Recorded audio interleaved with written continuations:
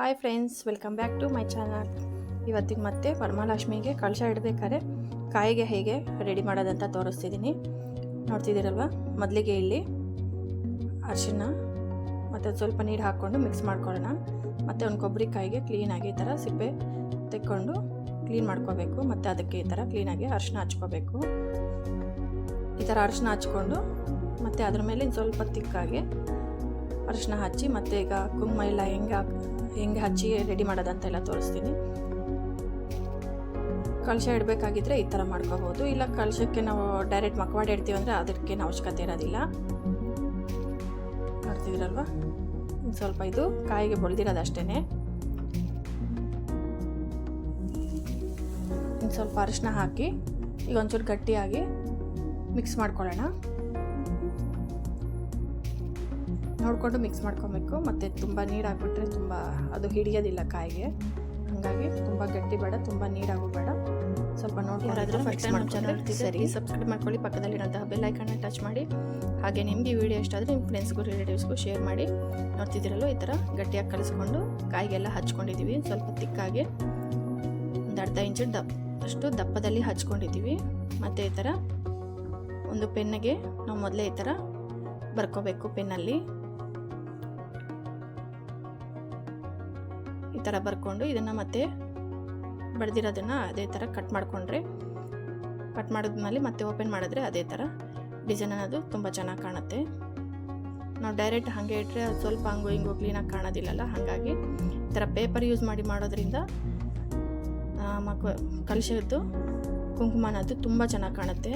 ಲಕ್ಷ್ಮಿ ಅಲಂಕಾರಕ್ಕೆ ತುಂಬ ಚೆನ್ನಾಗಿ ಅನಿಸುತ್ತೆ. ನೋಡ್ತಿದ್ದೀರಲ್ವ, ಈ ಥರ ಕಟ್ ಮಾಡಿ ನೋಡಿ, ಡಿಸೈನ್ ಎಷ್ಟು ಚೆನ್ನಾಗಿ ಬಂದಿದೆಯಲ್ಲ. ಈಗ ಇದನ್ನು ಕಾಯಿ ಮೇಲೆ ಇಡೋಣ. ಅರಿಶಿನ ಹಚ್ಚಿದ್ವಲ್ಲ ಅದ್ರ ಮೇಲೆ ಇಟ್ಟು ಈಗ ಇದಕ್ಕೆ ಕುಂಕುಮ ಹಚ್ಚೋಣ. ಮತ್ತು ಈ ಥರ ಸ್ವಲ್ಪ ಎಕ್ಸ್ಟ್ರಾ ಇರೋದ್ರಿಂದ ಮತ್ತು ಸೈಡ್ಗೆ ಟಚ್ ಆಗಿರೋ ಕ್ಲೀನಾಗಿ ಬರುತ್ತೆ.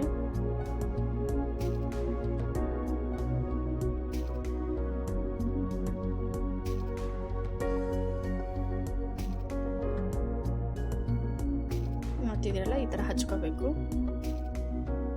ಮತ್ತು ಇಷ್ಟು ಮುಂಚೆ ನಾನು ರಂಗೋಲಿ ಮ್ಯಾಟಿಂದು ಮತ್ತು ದೀಪದ ಅಲಂಕಾರ ಮತ್ತು ಇವಾಗ ಕಳಶದ್ದು ಕಾಯಿನ ಹೇಗೆ ಪ್ರಿಪೇರ್ ಮಾಡೋದಂತ ತೋರಿಸ್ತಿರೋದು. ನೋಡಿ ಎಷ್ಟು ಕ್ಲೀನಾಗಿ ಎಷ್ಟು ಚೆನ್ನಾಗಿ ಬಂದಿದೆ ಅಂತ. ತುಂಬ ಪರ್ಫೆಕ್ಟಾಗಿ ತುಂಬ ಚೆನ್ನಾಗಿ ಬಂದಿದೆಲ್ಲ. ಇಲ್ಲಿ ಸೈಡ್ಗೆ ಒಂಚೂರು ಇದಾಗ್ತೀರಾ ಆಗಿದೆ. ಒಂದು ಸ್ವಲ್ಪ ಸೈಡ್ಗೆ ಹಂಗೆ ನಂಬಿದ್ರೆ ಅದ್ರ ಮೇಲೆ ಒಂಚೂರು ಅರಿಶಿನ ಹಚ್ಚೋದು ಸಾಕು, ತುಂಬ ಚೆನ್ನಾಗಿ ಕಾಣುತ್ತೆ. ಈಗ ಮತ್ತೆ ಮನೇಲಿರೋ ಒಂದು ಸ್ವಲ್ಪ ಫ್ಲವರ್ ವಾಜು, ಇದು ಮೀಶೋಲೆಲ್ಲ ತರಿಸ್ಕೊಂಡಿರೋದು. ಇದು ಸಹ ತುಂಬ ಚೆನ್ನಾಗಿದೆ ನೋಡಿ. ದೀಪಗಳು ಮತ್ತು ಈ ಥರ ಸ್ಟ್ಯಾಂಡು, ಇದು ಮೀಶೋಲ್ಲಿ ತರಿಸ್ಕೊಂಡಿರೋದು. ಇದು ಭಾಳ ಚೆನ್ನಾಗಿದೆ, ಫ್ಲವರ್ ಥರ. ಮತ್ತು ಇದು ನವರಾತ್ರಿ ಟೈಮಲ್ಲಿ ತೊಗೊಂಡಿರೋದು ಮೆಟ್ಲು ಥರ ದೀಪ. ಇದು ಚೆನ್ನಾಗಿದೆ. ಮತ್ತು ಮನೇಲಿರೋಂತಹ ಆನೆಗಳು, ನೀವಾದರೆ ಆದಷ್ಟು ಆನೆ ವೈಟ್ ಇದ್ದರೆ ಚೆನ್ನಾಗಿರುತ್ತೆ. ಮನೇಲಿದಲ್ಲ ಅಂತ ಮತ್ತೆ ನಾವೇನು ತೊಗೊಳಕ್ಕೆ ಹೋಗಿಲ್ಲ. ನೀವೇನಾದ್ರು ಪರ್ಚೇಸ್ ಮಾಡೋಂಗಿದ್ರೆ ಇನ್ನು ಸ್ವಲ್ಪ ಈ ಥರ ಡೆಕೋರೇಟ್ ಐಟಮ್ಸ್ ತೊಗೊಂಡ್ರು ಸರಿ. ಇಲ್ಲಾಂದರೆ ಮನೇಲಿರೋದ್ರಲ್ಲೇ ಅಚ್ಚುಕಟ್ಟಾಗಿ ಅಲಂಕಾರವನ್ನು ಕ್ಲೀನಾಗಿ ಮಾಡ್ಕೋಬೋದು. ಮನೇಲಿರೋದೇ ಫ್ಲವರು ತೋರಣ ಥರ ಎಲ್ಲ ಹಾಕ್ಕೊಂಡು ರೆಡಿ ಮಾಡ್ಕೊಳ್ಳೋಣ. ಮೊದಲಿಗೆ ಇಲ್ಲಿ ಬ್ಯಾಕ್ಗ್ರೌಂಡ್ಗೆ ಡಿಸೈನ್ ಮಾಡ್ತಿರೋದು.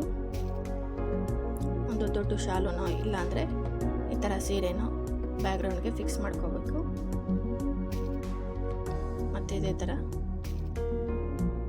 ತೋರಣ ಥರ ಇದು ಹಾಕಿ, ಮತ್ತು ಆ ಕಡೆ ಈ ಕಡೆ ಹೂವೆಲ್ಲ ಹಾಕಿ ಮಧ್ಯಕ್ಕೆ ಪೇಪರಲ್ಲಿ ಮಾಡಿರೋಂತಹ ಫ್ಲವರ್ನ ಇಟ್ಟಿದ್ದೀವಿ. ಇಲ್ಲಾಂದರೆ ನಾವು ರಂಗೋಲಿ ಹಾಕಿದ್ವಲ್ಲ ಅದನ್ನು ಸಹ ಇಡ್ಕೋಬೋದು. ನಮ್ಮನೇಲಿ ಏನಿದ್ರೆ ಸಿಂಪಲ್ ಆಗಿ ಅಚ್ಚುಕಟ್ಟಾಗಿ ಕ್ಲೀನಾಗಿ ರೆಡಿ ಮಾಡ್ಕೋಬೋದು. Thank you for watching.